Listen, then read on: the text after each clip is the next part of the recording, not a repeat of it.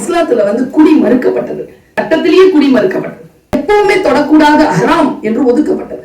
குடிச்சிருக்கான் ஒருத்தன், அவர் சொல்ற மது குடிப்பவர்களை தண்டித்து விடுகிறீர்கள், தங்களையே தண்டித்துக் கொள்கின்றவர்களை நீங்களும் ஏன் தண்டிக்கிறீர்கள்? இன்னைக்கு போதை ஒழிப்பு, ஆன்டி ட்ரக் எல்லாம் அரசாங்கம் பேசுதுல, இதுதான் இன்றைய இளைஞர்களிடத்தில் நாம் கொண்டு செலுத்த வேண்டிய மொழி. உன்னை செய்யாதேன்னு சொன்னா நாகரூமி அண்ணா கேட்க மாட்டான். நீங்க தியான வகுப்பு எடுத்தாலும் வரணுமே, தியானத்துக்கு அல்பான் காட்டணும்னு உட்காரணுமே.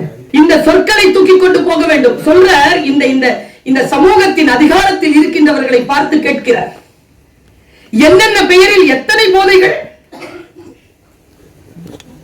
சாதாரண சொல்லல, அவர் பட்டியலிடுறார், நீங்க படிச்சு பாருங்க.